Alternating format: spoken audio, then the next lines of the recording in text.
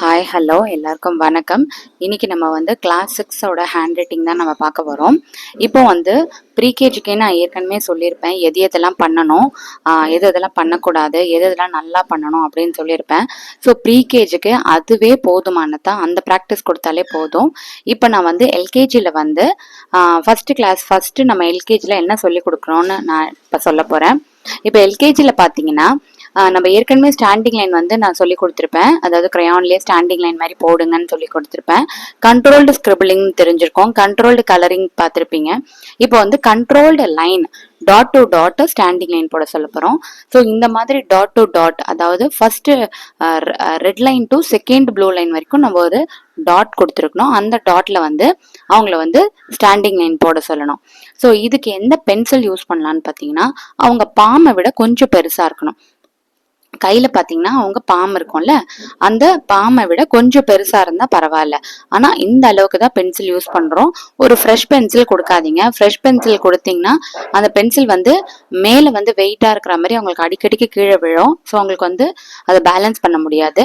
அதனால ஓரளவுக்கு எந்த சைஸ் அப்படின்னு பாத்தீங்கன்னா, எல்லா பென் சைஸும் எந்த சைஸ் இருக்கோ அந்த சைஸ் பென்சில் எடுத்துக்கோங்க. அதுதான் உங்களுக்கு கரெக்டா இருக்கும். அடுத்தது பார்த்தீங்கன்னா, ஏன்னா லாஸ்ட்ல அவங்க வந்து பென் வச்சு தான் எழுத போறாங்க. ஸோ அந்த சைஸே வந்து போதுமானது தான்.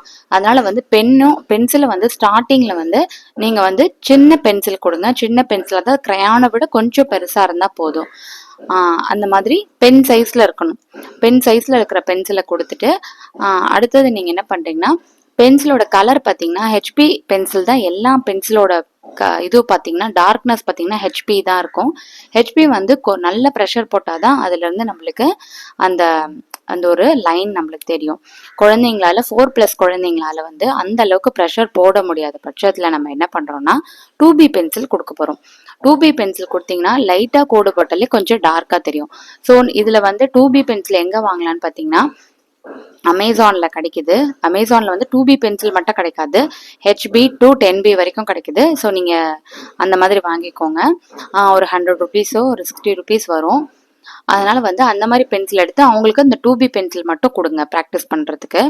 அதே மாதிரி எக்ஸ்ட்ரா டார்க்கு எக்ஸ்ட்ரா இது இருக்குன்னு மார்க்கெட்ல கிடைக்குது. அப்சரால எக்ஸ்ட்ரா டார்க் அப்படின்ற பென்சில்லாம் கூட கிடைக்குது. அந்த மாதிரி பென்சில் வந்து யூஸ் பண்ண சொல்லுங்க. ஃபர்ஸ்ட் வீட்டில் வந்து சொல்லி கொடுக்கறது தான் மெயின். ஸ்கூல்ல வந்து அவங்க எழுதுறது வந்து அவங்க வந்து கையை பிடிச்சி கூட சொல்லி கொடுக்கலாம். ஸ்கூல்ல வந்து டீச்சர்ஸ் என்ன பண்ணலாம், கையை பிடிச்சி கூட எழுத அவங்களுக்கு பண்ணி கொடுக்கலாம். பட் நம்ம அதை நம்ப முடியாது. ஸ்கூல்ல வந்து என்னென்ன போர்ஷன்ஸ் அதை தான் நம்ம பார்க்க முடியும். பட் அவங்களுக்கு ஹேண்ட் எப்படி ப்ராக்டிஸ் பண்றதுன்னு நம்மளால தான் அவங்களுக்கு வந்து நல்லா பெஸ்டா நம்மளால தான் தர முடியும். அதனால வீட்டில் வந்து அவங்களுக்கு 2B பென்சில் கொடுத்து அவங்களுக்கு வந்து பொறுமையா சொல்லி கொடுங்க.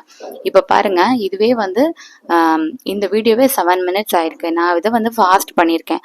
அப்போ நான் அந்த வீடியோ வந்து எடுத்தது பார்த்தீங்கன்னா ஒரு 10 மினிட்ஸ் இருக்கும். அந்த வீடியோ பார்த்தீங்கன்னா 9 to 10 மினிட்ஸ் இருக்கு. அப்போ அந்த 9 to 10 மினிட்ஸ்ல பார்த்தீங்கன்னா நான் ஏற்கனவே சொல்லியிருக்கேன் 8 to 12 மினிட்ஸ் தான் அவங்க கான்சென்ட்ரேஷனாக இருப்பாங்க அப்படின்னு சொல்லிட்டு. அப்போ இவ்வளோதான் அவங்களுக்கு சொல்லி தரணும். எல்கேஜியில் வந்து இவ்வளோதான் சொல்லி தரணும்னா அவ்வளோதான் சொல்லி தரணும். அதுக்கு மேலெல்லாம் உங்களுக்கு ப்ரெஷர் போட்டு எழுத வைக்கக்கூடாது. அப்படி நீங்கள் இதுக்கு மேலே நீங்கள் சொல்லி கொடுத்தீங்கன்னா கலரிங் கொடுக்கலாம். கலரிங் கொடுக்கறனால என்ன ப்ளஸ்ன்னு பார்த்தீங்கன்னா அவங்களுக்கு ப்ரெஷர் வரும். இந்த ஹெச்பி பென்சில் கொடுத்தாலும் நல்ல ப்ரெஷர் போட்டு அவங்க வந்து என்ன பண்ணுவாங்கன்னா லைன்ஸ் போடுவாங்க. ஸோ இந்த மாதிரி டாட் டு டாட் அவங்களுக்கு பொறுமையாக சொல்லி கொடுங்க. லைனை விட்டு கொஞ்சம் வெளியில வந்தாலும் ரப் பண்ணிடுங்க. ரப் பண்ணிட்டு கரெக்டாக போட அப்படின்னு சொல்லுங்க. அன்பா சொல்லி கொடுங்க, விளையாட்டா சொல்லி கொடுங்க. அவங்க வந்து அதே மாதிரி கரெக்டாக பண்ணுவாங்க. ஸோ இதெல்லாம் கண்டிப்பாக பண்ணணும். இதெல்லாம் அவங்க கரெக்டாக பண்ணிட்டு ஃபிங்கர் எல்லாம் கரெக்டாக பிடிச்சி பண்ணாங்கன்னா கண்டிப்பாக அவங்க வந்து யூகேஜியில் வந்து சூப்பராக எழுதுவாங்க. ஸோ இந்த ப்ரீகேஜி எல்கேஜின்றது தான் ரொம்ப ரொம்ப மெயின். ஸோ இப்போ நம்ம வந்து ஹோம்ஒர்க் எல்லாம் முடிச்சதுக்கு அப்புறமா ஸ்டாண்டிங் லைன்லாம் ஓரளவுக்கு போட்டதுக்கு அப்புறமா நம்ம என்ன பண்ண போறோம்னா ஒரு ஸ்டாண்டிங் லைன் வந்து ரேண்டமாக போட சொல்ல போகிறோம். ஸோ நம்ம கொஞ்சம் நேரம் வந்து நம்ம டாட் டு டாட் ஹோம்ஒர்க் எல்லாம் முடிச்சிட்டதுக்கு அப்புறமா நம்ம சும்மா ஸ்டாண்டிங் லைன்னா ஒரு ஸ்டாண்டிங் லைன் போடுறதுக்கு நம்ம வந்து ப்ராக்டிஸ் கொடுக்க போகிறோம். ஸோ தினைக்குமே இந்த ப்ராக்டிஸ் கொடுத்தாதான் அவங்களுக்கு வந்து நல்லா வந்து மைண்டில் ரெஜிஸ்டர் ஆகும். அவங்க வந்து அந்த ஃபிங்கர் வந்து எப்படி பிடிச்சிருக்காங்கன்னு பார்த்துட்டு நம்ம வந்து அதே மாதிரி அவங்களால ஃபாலோ பண்ண முடியும். ஸோ இப்போ பாருங்க, ரேண்டமாக அவங்க இஷ்டத்துக்கு நம்ம பேப்பர் கொடுத்து நீ எப்படி வேணாலும் ஸ்டாண்டிங் லைன் போடு அப்படின்னு சொல்லி கொடுத்துருக்கோம். ஸோ அவங்க வந்து ஜாலியாக ஸ்டாண்டிங் லைன் போடுவாங்க. ஸோ இந்த மாதிரி கொஞ்சம் கொஞ்சமாக ப்ராக்டிஸ் பண்ணாதான் உங்களால் வந்து நல்ல ஹேண்ட் ரைட்டிங் வந்து கொண்டு வர முடியும்.